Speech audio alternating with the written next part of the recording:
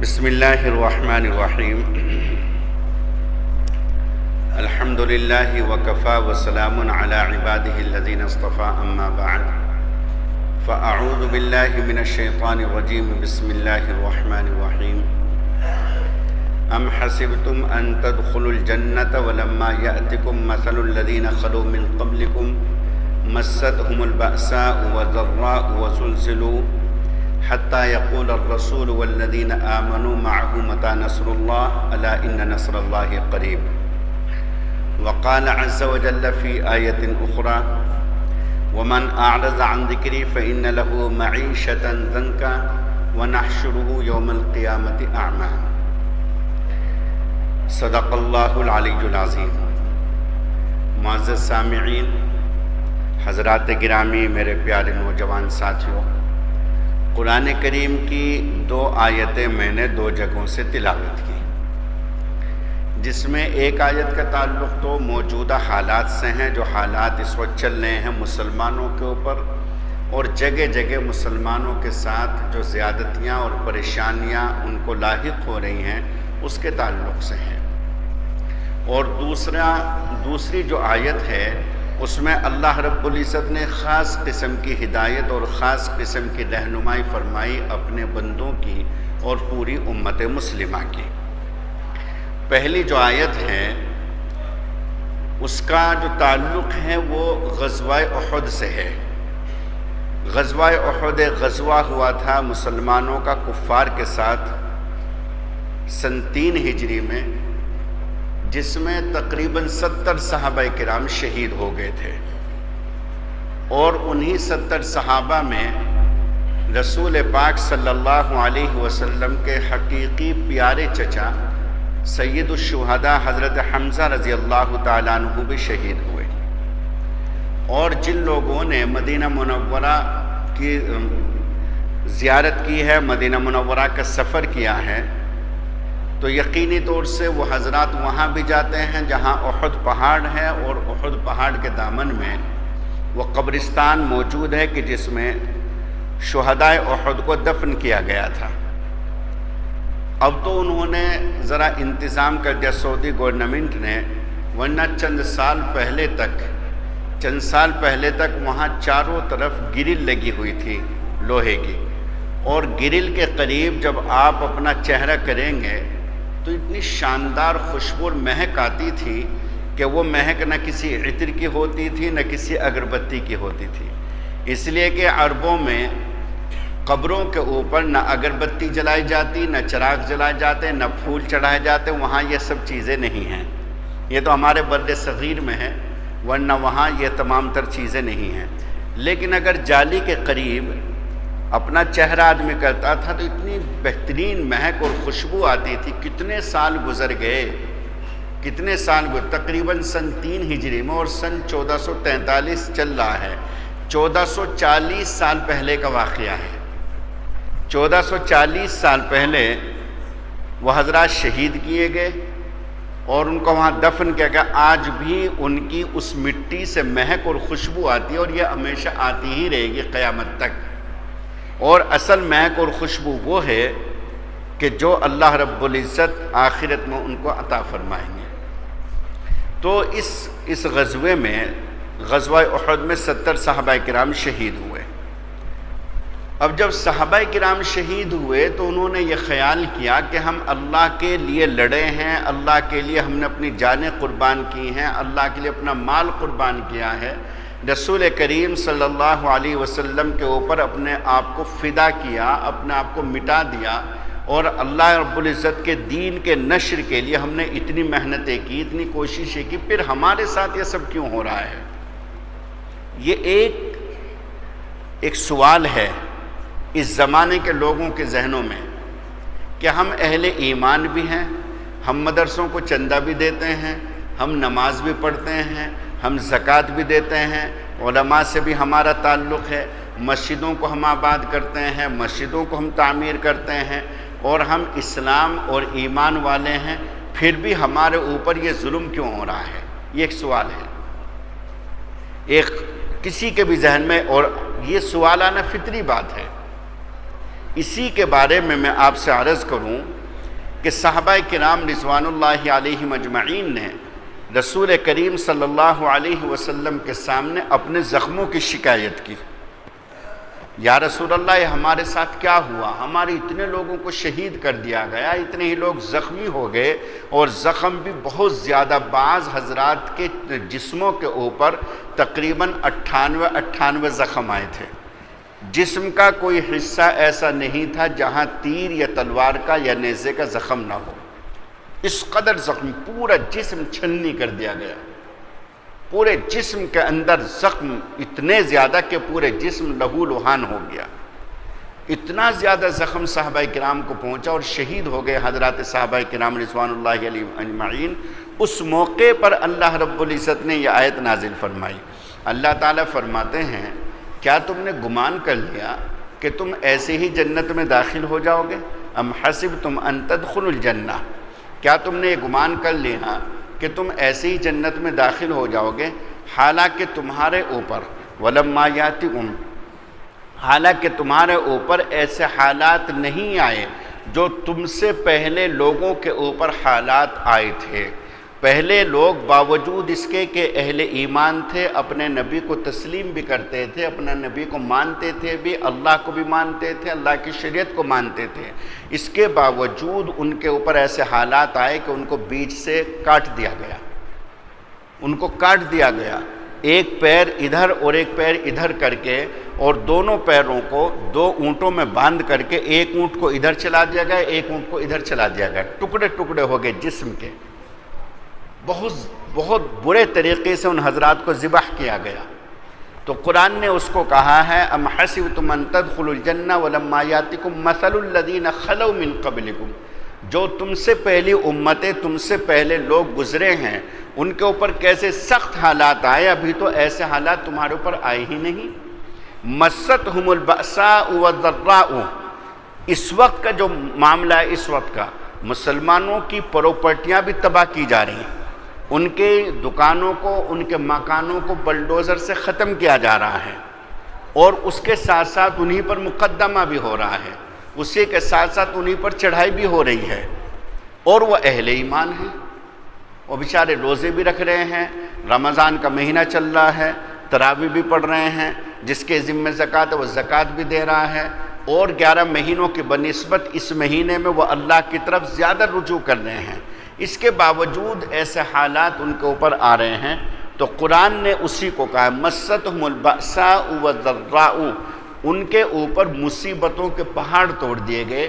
بأساء اور ضرہ، ان دونوں میں فرق یہ ہے کہ ایک مصیبت تو وہ ہے جو آسمانی ہے، بیماری کی شکل میں، تنگ دستی کی شکل میں، غربت اور افلاس کی شکل میں، کاروبار نہ چلنے کی شکل میں، اور ایک مصیبت وہ ہے جو بندوں کی طرف سے آ رہی ہے کہ مسلمانوں کی دکانوں کو، ان کے مکانوں کو، ان کے کاروبار کو تباہ و برباد کر دیا جائے۔ تو قرآن نے اسی کو کہا، مستہم البأساء والضراء وزلزلوا، اور اس قدر وہ پریشان ہو گئے جب دونوں طرف سے مصیبت آئی، آسمانی مصیبتیں آئی، لوگوں کی طرف سے مصیبتیں آئیں، کہ ان کے جو قدم تھے وہ لڑکھڑا گئے، قدم ان کے لڑکھڑا گئے، وزلزلوا، ان کے قدم لڑکھڑا گئے، اور دل ان کا بے چین ہو گیا، حتیٰ یقول الرسول والذین آمنوا معہ، یہاں تک کہ رسول کہنے لگا، اور وہ لوگ کہنے لگے کہ جنہوں نے رسول کو تسلیم کیا تھا، اس کی رسالت کا اقرار کیا تھا، اس کے اوپر ایمان لائے تھے، وہ حضرات بھی کہنے لگے، متی نصر اللہ، آخر اللہ کی مدد آئے گی کب؟ جب ہم مٹ جائیں گے کیا اللہ کی مدد تب آئے گی؟ جب ہم بالکل ختم ہو جائیں گے کیا اللہ کی مدد تب آئے گی؟ ہم لوگوں کا حال دوستو یہی ہے۔ اور ایک بات، ایک فرق میں آپ کو سمجھاتا ہوں، وہ سمجھنے کی ضرورت ہے۔ وہ حضرات تو وہ تھے جو بالکل سچے تھے، مخلص تھے، نفاق کا کوئی مطلب نہیں، بالکل سچے اور مخلص، اللہ کے لیے، رسول کے لیے مٹنے والے، ساری چیزوں پر عمل کرنے والے۔ اب میں اپنا جائزہ لوں، آپ اپنا جائزہ لیں کہ ہماری زندگیوں میں 100% اسلام کس کی زندگی میں ہے؟ 100%۔ اس سے نیچے اتروں، 80% کس کی زندگی میں ہے؟ اس سے نیچے اتروں، 50% کس کی زندگی میں ہے، اس سے نیچے اتروں تو 30% کس کی زندگی میں ہے۔ اگر ایک آدمی نماز پڑھتا ہے تو روزہ نہیں رکھتا، روزہ رکھتا ہے تو نماز نہیں پڑھتا، دونوں کام کرتا ہے تو زکوٰۃ نہیں دیتا، زکوٰۃ دیتا ہے تو حرام کماتا ہے، حرام سے اگر بچتا ہے تو پھر اس صورت میں کنجوسی کرتا ہے، دوسروں پر ظلم کرتا ہے، زیادتی کرتا ہے۔ کتنے گناہ ایسے ہیں، بدکاری میں ملوث ہے، نماز بھی چل رہی ہے، زناکاری بھی چل رہی ہے، نماز بھی چل رہی ہے۔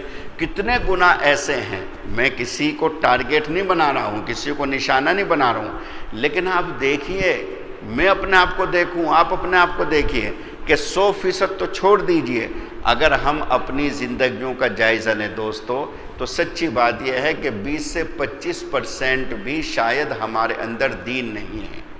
جو دین کے تقاضے ہیں، جو دین کے احکام ہیں، جو شریعت ہم سے تقاضا کرتی ہے کہ ایک صاحب ایمان کو، ایک مسلمان کو کس طرح رہنا چاہیے، اس کا لباس کیسا ہو، اس کی وضاقتہ کیسی ہو، اس کا رہن سہن کیسا ہو، اس کا کمانا کیسا ہو، اس کا کھانا کیسا ہو، اس کے اخلاق کیسے ہوں، اس کی معاشرت کیسی ہو، اس کا لین دین کیسا ہو۔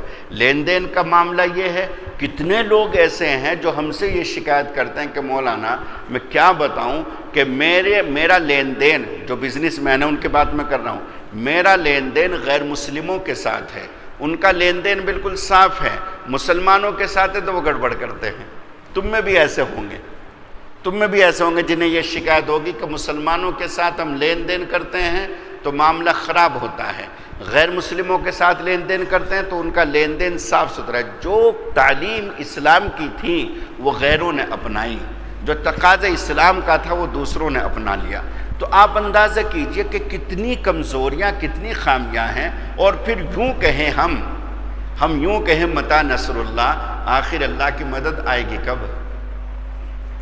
ان کے لیے تو زیب تھا یہ کہنا، کیوں؟ اس لیے کہ وہ 100% اپنے آپ کو اسلام کے سانچے میں ڈھالے ہوئے تھے، مکمل 100%۔ ان کی زبان بھی سچی، ان کے وعدے بھی سچے، ان کا عمل بھی سچا، ان کا ہر بات ان کی سچی، تمام تر چیزیں سچی ہونے کے باوجود اللہ کی راہ میں لڑ رہے ہیں، اللہ کے دین کو سربلند اور مضبوط کرنے کے لیے لڑ رہے ہیں، رسول کا ساتھ دے رہے ہیں، اللہ کے دین کا ساتھ دے رہے ہیں۔ ہم لوگوں کا حال تو یہ ہے کہ اگر ایسے حالات آ جائیں تو سچی بات ہے، میں نے پہلے بھی بتایا تھا، 80% چھوڑو 90% بھی مسلمان نہیں رہیں گے۔ اپنے کاروبار کو، اپنی جان کو، اپنی تمام تر چیزوں کو بچانے کے لیے ایمان کا سودا کر لیں گے، ایمان کا سودا کر لیں گے۔ کتنے لوگ ایسے ہیں جو ایمان سے پھر جائیں گے، ارتداد کا شکار ہو جائیں گے۔ تو قرآن کریم نے جو جملہ کہا متی نصر اللہ، آخر اللہ کی مدد کب آئے گی، دوستو بہت ہی ادب کے ساتھ، ایک بھائی ہونے کے ناطے اور ایک باپ ہونے کے ناطے اور ایک بیٹا ہونے کے ناطے، چونکہ ہر عمر کے لوگ یہاں موجود ہیں، ان تمام کے نسبت سے میں آپ سے ایک بات عرض کرتا ہوں کہ سب سے پہلی چیز، حالات ایسے بنتے جا رہے ہیں کہ محسوس یہ ہوتا ہے کہ شاید حالات اور بگڑیں گے، اور کس کے ساتھ کہاں کیا حادثہ پیش آ جائے کچھ نہیں کہہ سکتے۔ صرف آپ کا نام اسلام الدین ہونا چاہیے، ساجد ہونا چاہیے، خالد ہونا چاہیے، آپ کا نام محمد یوسف ہونا چاہیے، آپ کے دوسرے نام اسلامی ہونے چاہیے، بس انہیں اس سے کوئی لینا دینا نہیں کہ آپ نماز بھی پڑھتے ہیں یا نہیں، آپ روزہ بھی رکھتے ہیں یا نہیں، آپ کے اندر دین کتنا نہیں، اس سے کوئی مطلب نہیں، بس لیبل نام کا مسلمان ہونا چاہیے، بس اس کے علاوہ کچھ نہیں۔ تو حالات ایسے ہیں دوستو کہ کب کس کے ساتھ کہاں کیا حادثہ پیش آ جائے کچھ نہیں کہہ سکتے۔ ایسے موقع پر سب سے بنیادی چیز آپ سمجھ لیجئے، سب سے بنیادی چیز ہے کہ ہمارا ایمان سلامت رہے۔ بہت ہی ہاتھ جوڑ کر کے یہ میں تمہیں درخواست اور گزارش کرتا ہوں کہ ایمان کم از کم ایمان بچا لیا جائے، اور ایمان بچ گیا تو دوسرے جو اعمال ہیں ان کا تو اللہ رب العزت معاف کر دے یا اللہ تعالی حساب لے لے، وہ اللہ کی مرضی کی بات ہے۔ لیکن دوستو اگر ایمان نہ بچا تو اس صورت میں اعمال کوئی کام نہیں آئیں گے۔ سب سے بنیادی چیز یہ ہے کہ ایمان بچ جائے، اور ایمان بچانے کا جو صحیح اور واحد طریقہ ہے وہ میں آپ سے دوبارہ پھر عرض کرتا ہوں، 2-3 روز پہلے بھی میں نے بات کہی تھی کہ ایمان کو بچانے کا طریقہ یہ ہے کہ اللہ کے نیک بندوں کے ساتھ جڑ کر کے رہو، علماء کے ساتھ جڑ کر کے رہو۔ آپ علماء کے ساتھ جڑ کر کے رہیں گے تو تمہارا ایمان بچے گا، اور ایمان بچے گا تو آخرت بچے گی، ایمان بچے گا تو تمہاری جنت بچے گی، ایمان بچے گا تو تمہاری آخرت کی تمام نعمتیں بچے گی۔ اور دوستو ایمان نہیں بچا تو اس صورت میں پھر کچھ نہیں بچتا، چاہے کتنے بھی تم اعمال لے کر کے دنیا سے چلے جاؤ گے، پھر سمجھ لیجئے گا ان اعمال کا کوئی فائدہ نہیں ہوگا۔ تو سب سے پہلی بات، سب سے پہلی درخواست اور گزارش اور التجا کرتا ہوں میں آپ سے کہ اپنے ایمان کو بچا لیا جائے۔ ایمان کا مطلب کیا ہے کہ کیسے بھی حالات آ جائیں، کیسے بھی حالات آ جائیں، بندہ ایمان کا سودا نہ کرے، ایمان کا سودا نہ کیا جائے۔ دوسری چیزیں ہیں، اپنے دوسرا نقصان کو برداشت کر لیں، لیکن ایمان کا سودا نہ کیا جائے۔ دوسری چیزیں واپس آ جائیں گی، لیکن ایمان چلا گیا تو ساری کی ساری چیزیں ختم ہو جائیں گی۔ حبطت اعمالکم، تمہارے سارے کے سارے اعمال فنا ہو جائیں گے، ختم ہو جائیں گے، کوئی عمل تمہارے دامن میں نہیں رہے گا۔ سب سے بنیادی چیز دوستو یہ ہے کہ اپنے ایمان کو بچا کر کے بندہ دنیا سے چلا جائے۔ تو اگر ایسے حالات آ جائیں تو ایک بات میں آپ سے واضح کر دوں، ایک بات میں آپ سے واضح کر دوں، آپ کا ایمان مضبوط ہوگا تو آپ کے اندر حوصلہ بھی ہوگا، آپ کے اندر ہمت بھی ہوگی، آپ کے اندر لڑنے کی جرت بھی ہوگی، آپ کے اندر قوت و طاقت بھی اللہ دے گا، روحانیت کو اللہ مضبوط کرے گا اگر آپ کا ایمان بچا ہوا ہے۔ اور ایمان نہیں تو پھر آپ ہاتھ جوڑتے رہ جائیں گے، اور ہاتھ جوڑتے رہ جائیں گے تو تم مار دیے جاؤ گے، ہاتھ جوڑتے جوڑتے تم مرو گے۔ اور اس طریقے سے تو ایک درخواست میں آپ سے کرتا ہوں کہ جو ملک ہے ہمارا ہندوستان، اس ملک میں آج بھی اکثریت ان لوگوں کی ہے جو امن پسند ہے، جو امن کے ساتھ رہنا چاہتے ہیں، صحیح طریقے سے کاروبار اپنا مسلمانوں کے ساتھ کرنا چاہتے ہیں، اور ایک امن و شانتی کا وہ پیغام بھی دیتے ہیں، امن و شانتی کے ساتھ رہنا چاہتے ہیں۔ چند مٹھی بھر لوگ ایسے ہیں کہ جو ملک کی فضا کو خراب کرتے ہیں، اور وہ کون لوگ ہیں، کس طرح کے لوگ ہیں، آپ مجھ سے زیادہ جانتے ہیں۔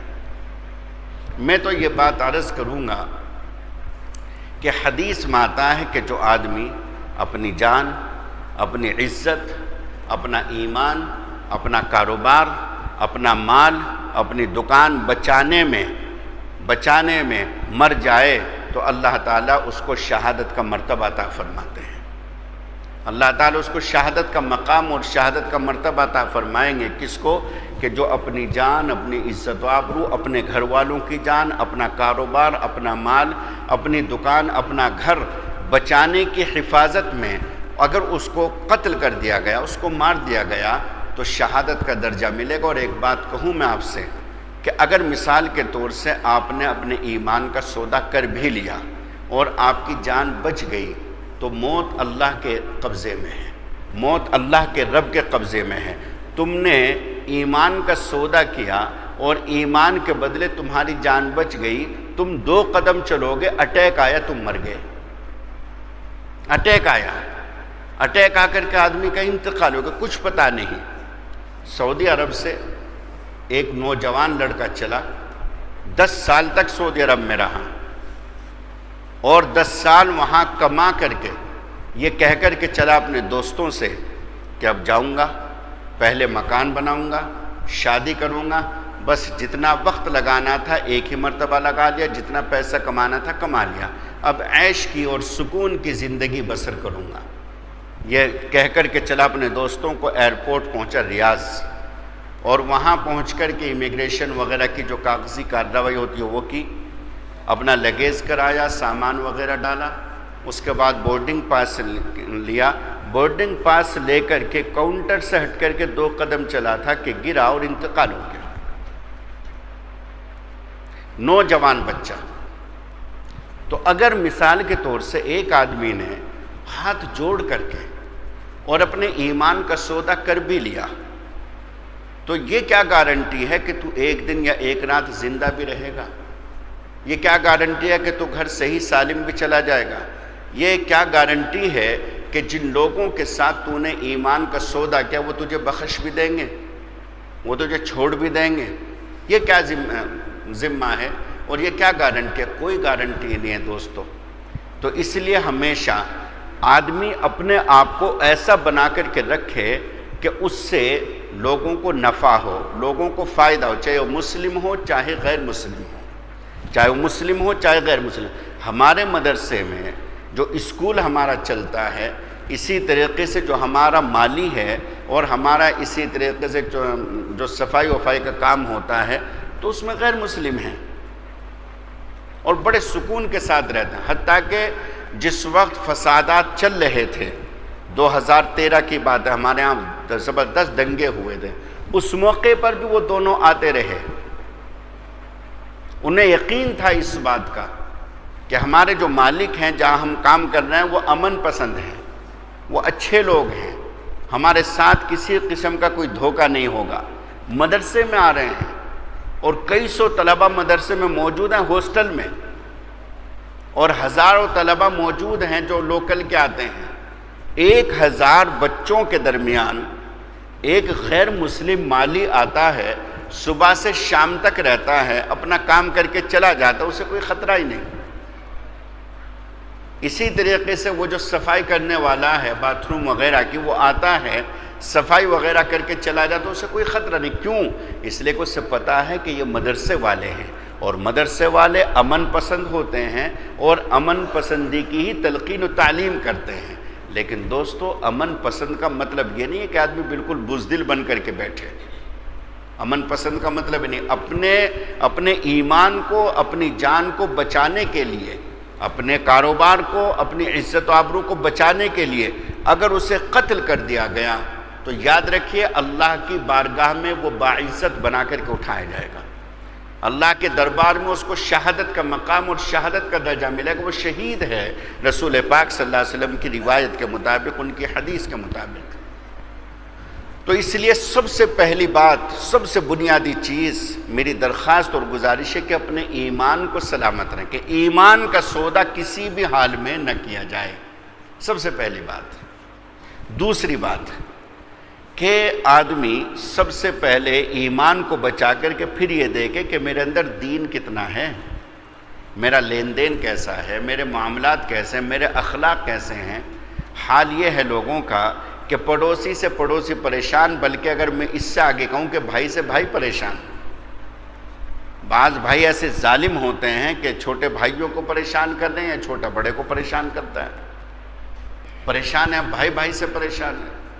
کتنے لوگ ایسے ہیں دنیا میں کہ ایک بھائی صحیح رہنا چاہتا ہے، دوسرا بھائی اس کو اتنا تنگ کرتا ہے کہ اللہ کے پناہ وہ عاجز آ جاتا ہے، اللہ میں کیا کروں، میں صحیح رہنا چاہتا ہوں، میرا بھائی مجھے پریشان کرتا ہے، سگا بھائی پریشان کرتا ہے۔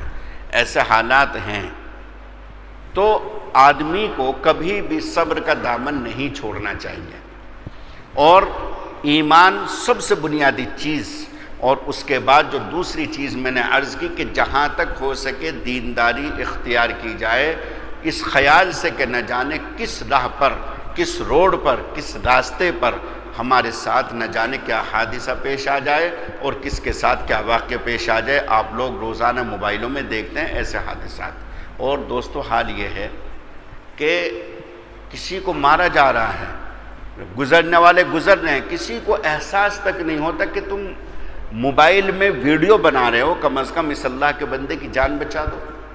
انسانیت کا بالکل جنازہ نکل چکا، ایسی فنا ہو چکی انسانیت کہ درد نہیں ہوتا، احساس نہیں ہوتا۔ کاش اگر اس کی جگہ جس کی ویڈیو بنا رہے ہیں اس کا اپنا بیٹا ہو تو اس کے دل پر کیا گزرے گی، کیا ہوگا۔ پرسوں 3 روز پہلی بات ہے، میرٹھ کا واقعہ ہے۔ محمد ساجد نام کا ایک نوجوان بچہ 21 سال کا، وہ ظہر کی عصر کی نماز پڑھ کر کے اپنے گھر جا رہا تھا۔ سگے چچاؤں نے، حقیقی چچا ہیں 3 سگے چچا حقیقی، بالکل مین روڈ پر، پورا روڈ چل رہا ہے، ڈبل روڈ ہے، ادھر سے بھی روڈ چل رہا ہے جس روڈ پر اس کو پکڑ کر کے قتل کیا گیا، اور دوسرا جو روڈ ہے وہ بھی چل رہا ہے۔ ویڈیو میں صاف نظر آ رہا ہے، اس کو پکڑا، 2 نے اس کو پکڑا اور ایک نے اس کے اوپر چاقو کے اتنے وار کیے کہ اس نے اسی جگہ دم توڑ دیا۔ اور کسی کو یہ زحمت نہیں ہوئی کہ روک کر کے پوچھ لے بھائی تم کر کیا رہے ہو، احساس تک نہیں۔ سگے چچا اپنے بھتیجے کو قتل کرنے کس بات پر؟ صرف 100 گز کا ایک پلاٹ تھا، 1000 اسکوائر فٹ کا، 1000 اسکوائر فٹ کا ایک پلاٹ تھا، ایک جگہ تھی، اس جگہ کے اوپر 3 چچاؤں نے اپنے سگے بھتیجے کو قتل کر دیا۔ مرنے والا بھی مسلمان، مارنے والے بھی مسلمان۔ شکوہ کس سے کیا جائے؟ غیروں سے کیا شکایت، غیروں سے کیا شکوہ؟ جب دشمن اپنے ہی موجود ہوں تو غیروں سے کیا شکایت کی جائے؟ تو اس لیے دوستو، یہ سوچ کر کے کہ پتہ نہیں میرے ساتھ کیا ہو جائے، کب کس جگہ میرے ساتھ کوئی حادثہ پیش آ جائے، آدمی اپنی زندگی کو جہاں تک بھی ہو سکے نفع بخش بنائے۔ اور نفع بخش کا مطلب یہ ہے کہ مجھ سے دوسرے لوگوں کو فائدہ کیسے پہنچے۔ خیر الناس من ینفع الناس، بہترین انسان وہ ہے جو لوگوں کو نفع پہنچائے، لوگوں کو فائدہ پہنچائے۔ ایک بات تو مجھے عرض کرنی تھی، باقی اس سے زیادہ کھل کر کے بات کرنا مناسب بھی نہیں ہے۔ جو بات مجھے عرض کرنی تھی وہ میں نے آپ حضرات کے سامنے پیش کر دی کہ اپنے ایمان کو بچا کر کے رکھا جائے، ورنہ تو دوسری جو چیزیں ہیں وہ بعد کی چیزیں ہیں، جہاں تک ہو سکے بندہ دینداری اختیار کرے۔ ایک بات تو مجھے عرض کرنی تھی۔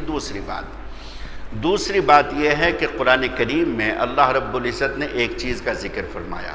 اللہ فرماتے ہیں وَمَنْ أَعْرَضَ عَنْ ذِكْرِي فَإِنَّ لَهُ مَعِيشَةً ضَنْكًا، کہ جو بھی آدمی میرے ذکر سے، یعنی کہ قرآن سے، ذکر سے مراد قرآن کریم ہے، جو آدمی میرے ذکر سے یعنی کہ قرآن کریم سے چہرہ پھیر لے گا، یعنی کہ اس سے دور ہوگا، فَإِنَّ لَهُ مَعِيشَةً ضَنْكًا، تو اس کی جو معیشت ہے یعنی کہ اس کی جو کمائی ہے، اس کا جو کاروبار ہے، اللہ فرماتا ہم اس میں تنگی کر دیں گے۔ تنگی کا مطلب سمجھ لیجئے دوستو، تنگی کا مطلب یہ نہیں ہے کہ پیسہ نہیں آئے گا، پیسہ تو آئے گا لیکن وہ کسی کام کا نہیں ہوگا، یعنی کہ اللہ تعالیٰ اس کی برکت نکال لیں گے۔ بہت سارے لوگ ایسے ہیں جو یہ شکایت کرتے ہیں کہ جی پیسہ آتا بہت ہے، ہم کماتے بہت ہیں، لیکن پیسہ ہمارے پاس رکتا نہیں۔ بعض اللہ کے بندے ایسے ہیں کماتے کم ہیں لیکن وہ ایک جگہ سے دوسری جگہ خرید لیتے ہیں، دوسری سے تیسری، کاروبار بڑھاتے چلے جاتے ہیں۔ بعض اللہ کے بندے ایسے بھی ہیں، اور بعض اللہ کے بندے ایسے کہ پیسہ آتا بہت ہے لیکن وہ پیسہ ہاتھ میں نہیں رکتا، وہ برباد ہو جاتا ہے۔ تو قرآن کریم نے کہا فَإِنَّ لَهُ مَعِيشَةً ضَنْكًا، کہ دنیا میں اس کی جو کمائی ہوگی اس میں تنگی ہوگی۔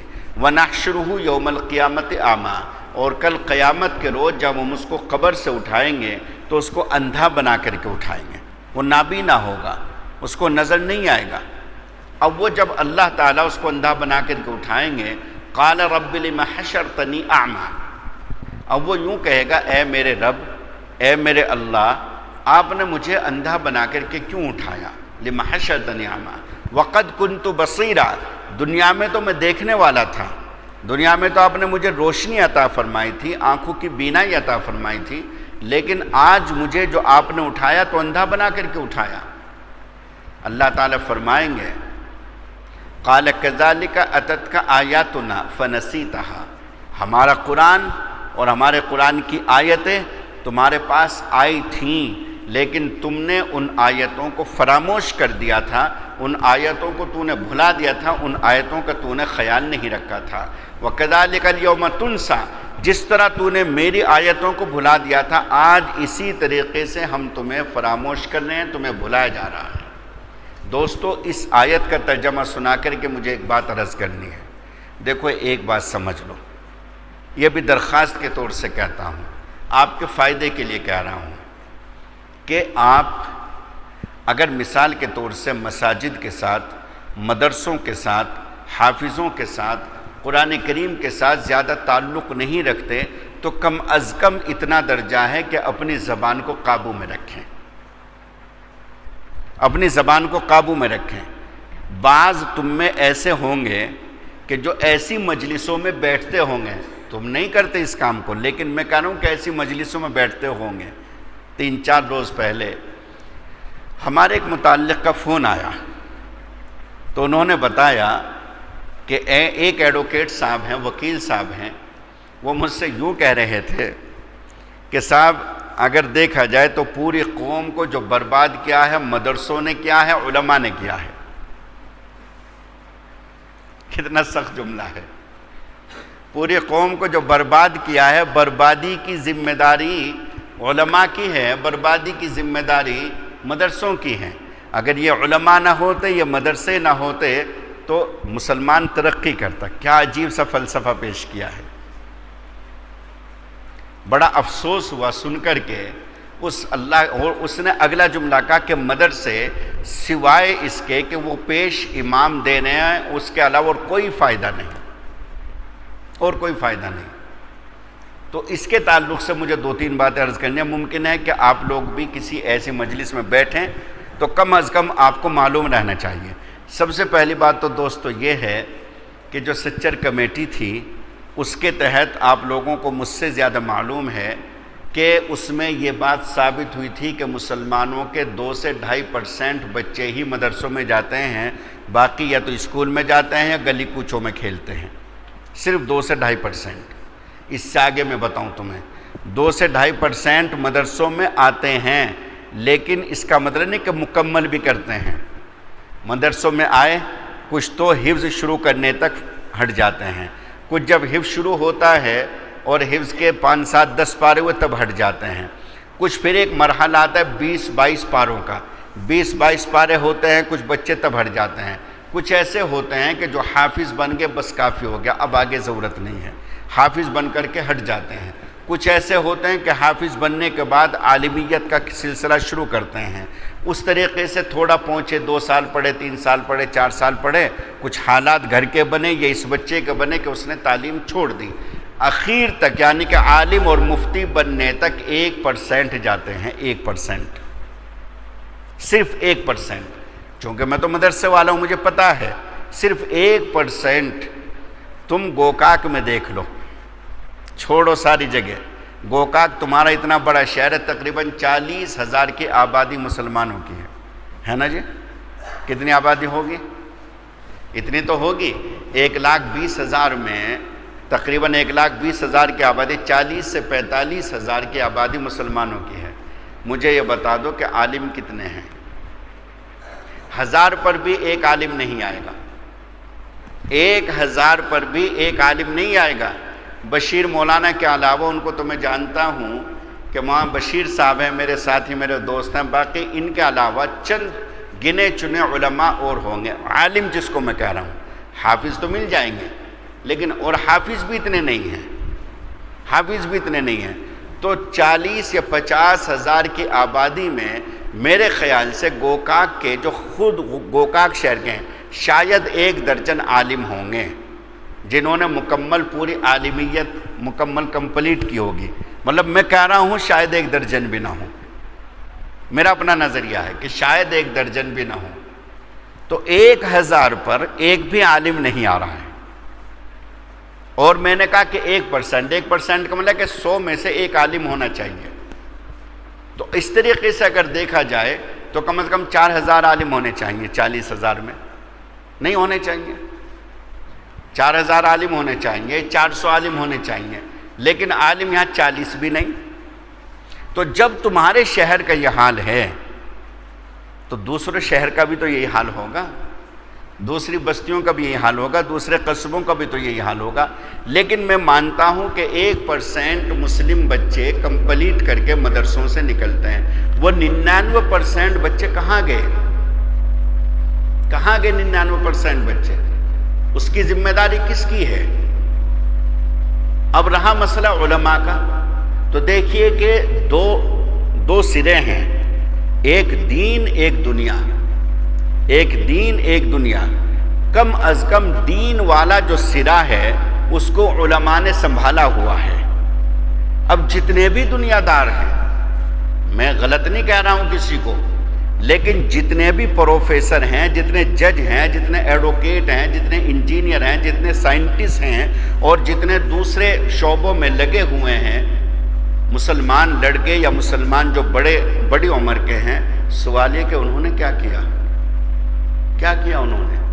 میرا سوال ہے سب سے، اور یہ آن لائن چل رہا ہے، اس لیے بھی سوال ہے کہ انہوں نے کیا کیا۔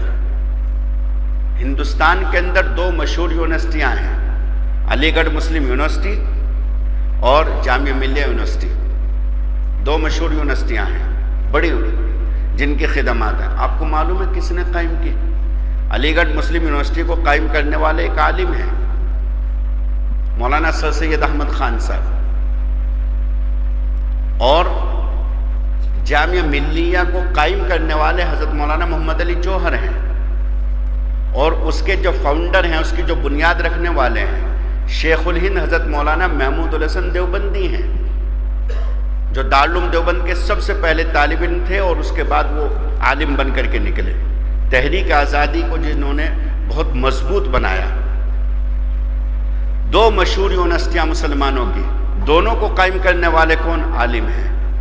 ایک یونیورسٹی اور قائم ہوئی جو جوہر یونیورسٹی ہے، اس کو اعظم خان نے قائم کیا، اس کا تعلق علماء سے ہے، علماء سے ان کا تعلق ہے۔ ایک اور ہیں اقبال صاحب ہیں سہارنپور میں، انہوں نے بھی ایک یونیورسٹی قائم کی، ان کا بھی تعلق علماء کے ساتھ بڑا گہرا ہے، علماء کی سرپرستی میں انہوں نے کام کیا۔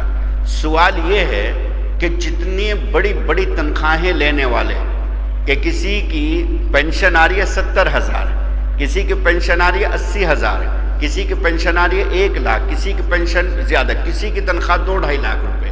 سوال یہ ہے کہ انہوں نے کیا کیا قوم و ملت کے لیے، کیا کیا قوم و ملت کے لیے ان لوگوں نے، علاوہ اس کے کہ ایک مکان تھا تو ایک مکان سے دوسرا مکان بنا لیا، دوسرے مکان سے تیسرا مکان بنا لیا، اور اس سے زیادہ یہ کریں گے کہ اپنے بچوں کو ہائی لیول کا پڑھا دیں گے، ہائی ایجوکیٹ ان کو بنا دیں گے۔ یہی تو ہوتا ہے کہ میرے بیٹے 3 ہیں ماشاءاللہ، ایک بنگلور میں، ایک پونا میں، ایک ممبئی میں ہے، شمار کرائیں گے، ایک مکان ماشاءاللہ یہاں ہے، پونا میں بھی ہے اور بنگلور میں بھی ہے، ایک ممبئی میں بھی ہے، ایک شاپ یہاں، ارے وہ صحیح ہے، وہ تیرا ہے۔ سوال یہ کہ تو نے قوم و ملت کے لیے کیا کیا؟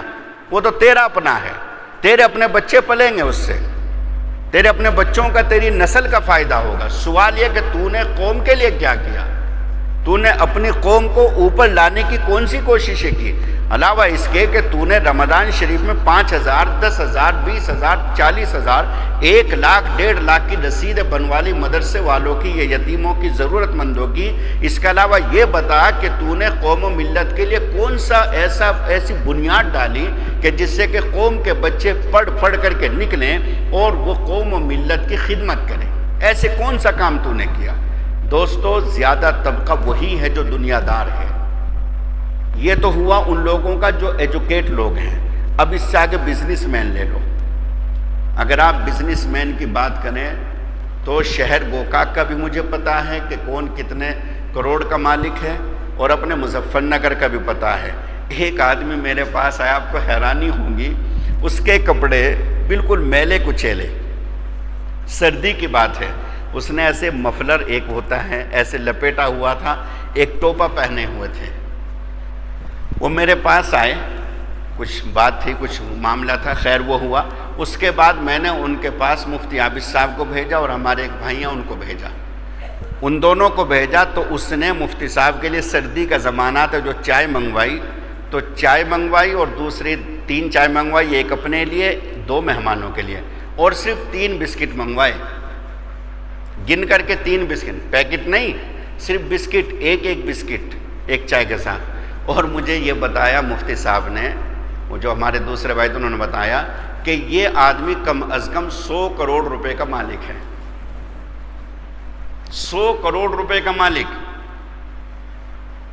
BUMS کالج یا BMS کالج بڑے آرام سے 5 کروڑ میں بن جاتا ہے، بڑے آرام سے 5 کروڑ میں بن جاتا ہے۔ آپ حضرات پڑھے لکھے بیٹھے ہیں یہاں پر، 5 کروڑ روپے میں بن جائے گا، اور ہائی لیول کا بنانا ہے تو 6 کروڑ، 7 کروڑ، 10 کروڑ۔ بہترین ایک کالج زمین خرید کر کے 1 سے 1.5 کروڑ روپے میں بن جائے گا۔ تیرے پاس 100 کروڑ روپے موجود ہیں، 100 کروڑ کی مالیت ہے، زمین ہے، دکانیں ہیں، مارکیٹ ہیں، بینک بیلنس ہے۔ تو یہ بتا کہ تو نے کیا کیا اپنی قوم کے لیے، قوم کو اوپر لانے کے لیے، جس قوم سے تیرا رشتہ اور تیرا تعلق ہے، تو نے کون سی خدمت انجام دی؟ اور دوستو، یہ تو اس کی بات ہے۔ حقیقی بات یہ ہے کہ ایسے 100 کروڑ کے مالک مظفر نگر میں مسلمانوں میں نہ جانے کتنے مل جائیں گے، لیکن ان کو دیکھو تو ایسا محسوس ہوتا ہے جیسے کہ بیچارہ مستحق زکوٰۃ ہے، زکوٰۃ کا مستحق ہے یہ، اس کے کپڑے، اس کا رہن سہن، اس کا کھانا پینا، ایسا محسوس ہوتا ہے کہ بیچارہ زکوٰۃ کا مستحق ہے، اس کا حال یہ ہے۔ تو بزنس مین، سوال یہ ہے کہ بزنس مین نے بجائے اس کے، آپ خوب جانتے ہیں بزنس مین بجائے اس کے کہ قوم کی خدمت کرتا، بزنس مین کو تم دیکھو، اگر اس کا ایک شو روم ہے تو وہ فکر کرتا ہے کہ میرا دوسرا شو روم کہاں بنے، جگہ خرید کر کے رکھتا ہے، پیسوں کا انتظام کرتا ہے، لون نکالتا ہے اور اس کے بعد میں دوسرا شو روم شروع کرتا ہے، تیسرا شروع کرتا ہے۔ ایک فیکٹری ہے بزنس مین کی، اب وہ اس کی تو فکر کرے گا کہ میری دوسری فیکٹری کیسی ہو، تیسری کہاں ہو، دوسرا پلانٹ میں کہاں لگاؤں، تیسرا کس شہر میں لگاؤں، اس کی فکر ہوگی۔ اگر کوئی کسی کا ٹرانسپورٹ ہے، اس کے یہاں 25 گاڑیاں ہیں تو اسے فکر ہوگی 30 گاڑیاں کیسے بنے، 35 کیسے بنے، 40 کیسے بنے۔ آپ لوگ دیکھیں اس چیز کو۔ تو جو نوکری جاب کرنے والے لوگ ہیں ان کا حال تو یہ ہے کہ علاوہ اس کے کہ انہوں نے اپنے بچوں کو ہائی لیول کا بنا دیا اور ہائی ایجوکیٹ ان کو کر کے اور باہر دوسری جگہ بھیج دیا۔ اور ایک بات اور نصیحت کے طور سے کہتا ہوں میں، جتنے یہاں بیٹھے ہوئے ہیں، اچھی طرح میری یہ بات ذہن نشین کر لینا کہ سارے بچوں کو بہت قابل نہ بناؤ، سارے بچوں کو، تجربے کی روشنی میں کہہ رہا ہوں، سارے بچوں کو بہت لائق فائق اور بہت قابل نہ بناؤ۔ کیوں؟ اس لیے کہ وہ قابل بنیں گے اور قابل بن کر کے پھر تمہیں چھوڑ کر کے چلے جائیں گے۔ کوئی کینیڈا میں رہے گا، کوئی امریکہ میں رہے گا، کوئی ساؤتھ افریقہ میں رہے گا، کوئی لندن میں رہے گا، اور جب تم بڑھاپے کی عمر کو پہنچو گے تمہاری خدمت کے لیے کوئی نہ کوئی نوکر رہے گا، نہ بیٹا رہے گا، نہ بیٹی رہے گی، نہ پوتے رہیں گے، نہ پوتی جانے گے، کوئی نہیں رہے گا۔ اور ایسے واقعات ہیں۔ ایک واقعہ پیش آیا مظفر نگر میں، ہماری تعلق میں ہے، وہ ماں بیمار ہوئی، ماں کی دیکھ بھال کرنے کے لیے کوئی نہیں، ایک بیٹی ہے وہ فورین میں ہے، 2 بیٹے ہیں وہ فورین میں، ایک لندن میں ایک امریکہ میں۔ اب اس ماں کی دیکھ بھال اس کے دوستوں نے کی، جس میں 1-2 مسلم تھے، 1-2 غیر مسلم تھے، دوستوں نے کی۔ اس کا انتقال ہو گیا۔ انتقال ہونے پر نہ اس کی لاش کے اوپر اس کا کوئی سا بیٹا ہے، نہ بیٹی ہے، نہ پوتا ہے، نہ پوتی ہے، کوئی نہیں گھر میں سے۔ اس کے دوستوں نے ہی اس کو اگنی دی اور اس کی چتا جلائی۔ کیوں؟ اس لیے کہ ان کا باپ ایک جاب کرتا تھا، مینیجر تھا، اس نے اپنے بچوں کو اتنا لائق فائق بنایا کہ جنہیں اتنی فرصت نہ ہوئی کہ میں اپنے ماں باپ کو جا کر کے دیکھ لوں میری ماں کس حال میں ہے، میرا باپ کس حال میں ہے۔ تو دوستو، بچے اگر 4-5 ہیں تو ایک آدھ کو نالائق بنا کر کے چھوڑ دو تاکہ بڑھاپے میں تمہاری خدمت کرے۔ خدمت وہی کرتا ہے جو کم پڑھتا ہے، کیوں؟ اس لیے کہ اسے جاب نہیں ملتے، کہیں اسے جاب نہیں ملتی، نوکری نہیں ملتی، ملازمت نہیں ملتی، تو کیا کرے گا؟ وہ گھر پہ رہے گا تو ماں کی خدمت کرے گا، بوڑھے باپ کی خدمت کرے گا۔ لیکن اگر تمہارے ہاں 2 بیٹے ہیں اور تم نے دونوں کے دونوں بیٹوں کو بہت لائق فائق بنا دیا، یاد رکھیے گا کہ بڑھاپے میں وہ تمہارے کوئی کام نہیں آئے گا، اس لیے کہ وہ اپنی نوکری چھوڑ کر کے تمہارے لیے نہیں آئے گا۔ اس کے نزدیک تمہاری خدمت سے زیادہ اہم اس کی نوکری ہے، اس کی ملازمت ہے۔ میں قسم کھا کر کے کہتا ہوں، وہ نوکری کو لات مار کر کے نہیں آئے گا اپنی بوڑھی ماں کے لیے، وہ نوکری کو ختم کر کے نہیں آئے گا اپنے بوڑھے باپ کی خدمت کے لیے، بلکہ اس کے نزدیک سب کچھ سرمایہ نوکری ہے۔ کیوں؟ اس لیے کہ اس کے بچے ہو گئے، اب اسے اپنے بچوں کی لائف بنانی ہے۔ وہ نوکری چھوڑے گا تو بچوں کی لائف کیسے بنے گی؟ بچوں کو ہائی لیول کے اسکولوں میں، کالجوں میں، یونیورسٹیوں میں کیسے پڑھائے گا جب وہ نوکری چھوڑ دے گا؟ اس کے سامنے بوڑھے ماں باپ کی خدمت نہیں، اپنے بچوں کی لائف ہے۔ بوڑھے ماں باپ تو چلے گئے۔ اور ایسے بے شمار واقعات ہیں۔ یہاں گوکاک کے بھی ایسے واقعات ہیں، لیکن میں گوکاک کا واقعہ اس لیے نہیں سنا رہا ہوں کہ سمجھ جائیں گے آپ کون ہیں، اس لیے میں گوکاک کا واقعہ مناسب نہیں سمجھتا سنانا کہ میں گوکاک کا واقعہ تمہارے سامنے پیش کروں، لیکن مسئلہ یہی ہے۔ تو بات اس کے اوپر آئی ہے میرے بھائیوں کہ علماء نے دین کے ایک سرے کو سنبھال لیا، اور قوم و ملت کو علماء نے کیا دیا؟ علماء کو نے قوم و ملت کو الحمدللہ بڑے بڑے محدث دیے جنہوں نے حدیث کی حفاظت کی، بڑے بڑے مفسر دیے جنہوں نے قرآن کریم کو محفوظ رکھا، قرآن کریم کی تفسیر کو، اس کے ترجمے کو محفوظ رکھا، مختلف زبانوں میں اس کے ترجمے کیے۔ قرآن کریم کے بہترین حافظ دیے تاکہ ان کے سینوں کے اندر قرآن کریم محفوظ رہے، بہترین قاری دیے تاکہ شاندار طریقے سے وہ قرآن کریم کو تلاوت کرتے رہیں، بہترین طریقے سے فقیہ دیے کہ جو مسائل تمہیں بتاتے ہیں تاکہ تم صحیح زندگی گزار سکو، بہترین قسم کے مفتی دیے تاکہ تم فتوے لے سکو اور تمہیں پتہ چلے کہ حلال کیا ہے، حرام کیا ہے، صحیح کیا ہے، غلط کیا ہے، جائز کیا ہے، ناجائز کیا ہے۔ بہترین خطیب دیے، بہترین مقرر دیے کہ جن کی تقریروں کو سن کر کے تمہاری زندگیوں کے اندر انقلابات آتے ہیں، تمہاری زندگیاں بدل جاتی ہیں۔ بہترین پیر اور شیخ دیے ان مدرسوں نے کہ جن سے بیعت ہو کر کے تم اپنی زندگیوں کو سنوار لیتے ہو، اپنی زندگیوں کو درست کر لیتے ہو اور صحیح طریقے سے صحیح نہج پر اپنی زندگی تم گزارتے ہو۔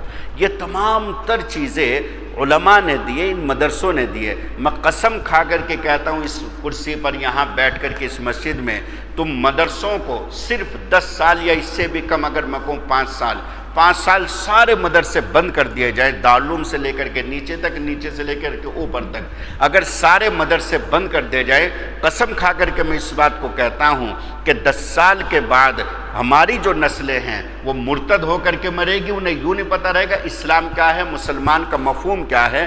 کوئی ہندو بن کر کے مرے گا، کوئی عیسائی بن کر کے مرے گا، کوئی یہودی بن کر کے مرے گا، کوئی جین مذہب کو اختیار کر لے گا، کوئی پارسی، اسے پتہ ہی نہیں کہ اسلام ہے کیا، مسلمان چیز کیا ہے، نماز کیا ہے، کس طریقے سے نماز۔ بالکل ختم کر دیا جائے مدرسوں کو 10 سال کے لیے تو پتہ چلے گا کہ کس قدر ان کی سخت ضرورت ہے۔ مدرسے وہ چیز ہے کہ جن کی وجہ سے مسلمانوں کے اندر ایک روحانی طاقت اور ایمانی طاقت بیدار رہتی ہے، روحانی اور ایمانی طاقت مضبوط ہوتی ہے۔ انہی مدرسوں کی برکت ہے کہ تمہارے سروں کے اوپر ٹوپیاں اور تمہارے چہروں کے اوپر سجدوں کے نشانات نظر آتے ہیں۔ انہی مدرسوں کی برکت ہے کہ باوجود اس کے کہ ہندوستان میں کئی لاکھ مسجدیں ہیں، کئی لاکھ مسجدوں میں کوئی مسجد والا یہ شکایت نہیں کر سکتا کہ ہمیں حافظ قرآن کی ضرورت تھی اور ہمیں حافظ قرآن سنانے والا نہیں ملا۔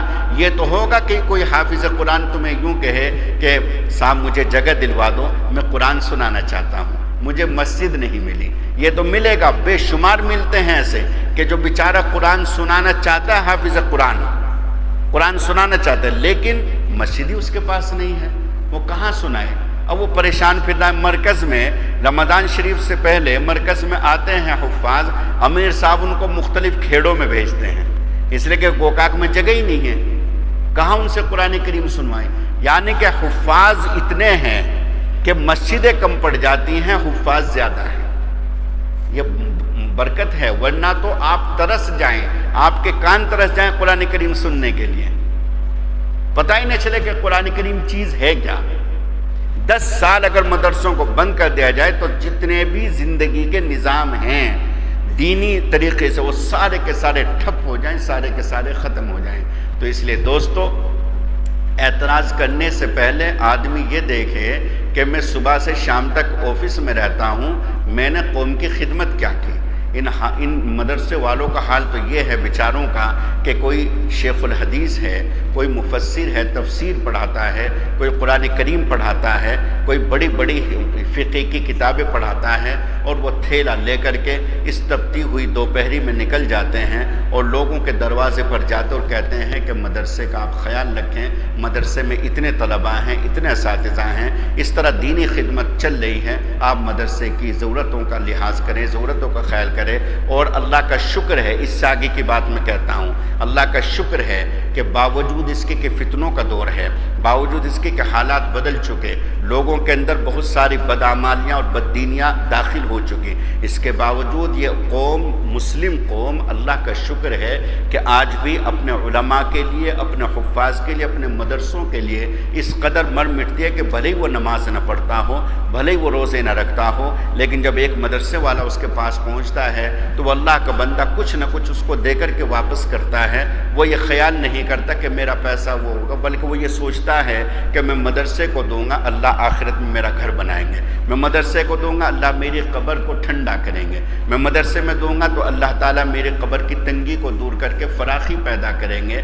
تو یہ واحد قوم ہے، یاد رکھیے گا، پوری دنیا کے اندر مسلم قوم واحد قوم ہے جو اپنے بلبوتے پر تمام مدارس کو چلا رہی ہے، تمام مسجدوں کا نظام انہی سے چل رہا ہے، تمام تنظیموں کا نظام انہی سے چل رہا ہے، تمام دینی اداروں کا نظام انہی سے چل رہا ہے، یتیم خانوں کا نظام انہی سے چل رہا ہے، بیواؤں کا نظام انہی سے چل رہا ہے، بے کسوں اور بے سہاراؤں اور جو غریب طبقہ ہے ان کا نظام انہی سے چل رہا ہے۔ اور اللہ کا شکر ہے کہ اس کے باوجود فراوانیاں ہیں، یہ اللہ کا کرم اور خاص فضل ہے کہ باوجود اس کے کہ ایسے حالات پیدا ہو گئے اور اتنا فتنوں کا دور ہے اور دین سے لوگ دور ہو رہے ہیں، لیکن اللہ کا شکر ہے کہ اکثر مسلم قوم کا جو طبقہ ہے، مسلم قوم کا جو اکثر طبقہ وہ آج بھی ایسا ہے جو مدرسوں کے لیے بھی دیتا ہے، مسجدوں کے لیے بھی دیتا ہے، ضرورت مندوں کا خیال کرتا ہے، وہ منع نہیں کرتا کہ صاحب میں مدرسے کو نہیں دیتا،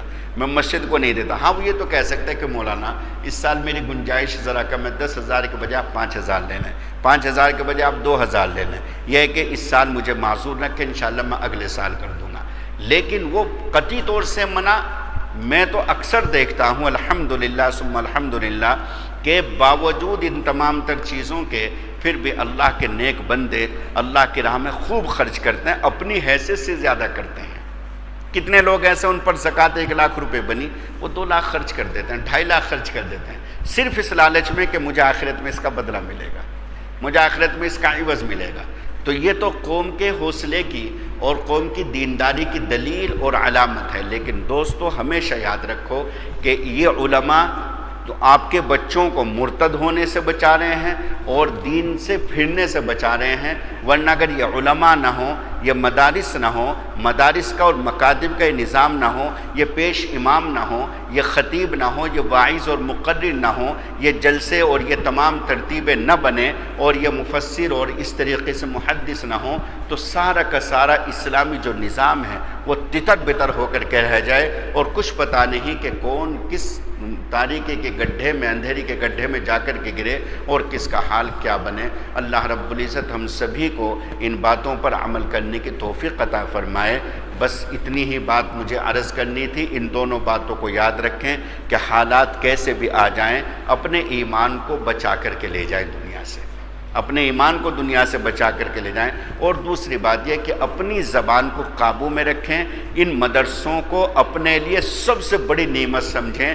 کیوں؟ اس لیے کہ سب سے بڑی نعمت ہے ایمان، سب سے بڑی نعمت ہے ایمان، اور ایمان کو بچانے کا جو ذریعہ ہے وہ مدارس اور یہ دعوت و تبلیغ کا سلسلہ ہے۔ دونوں آپس میں مل کر کے محنتیں آپ لوگوں کے اوپر کر رہے ہیں۔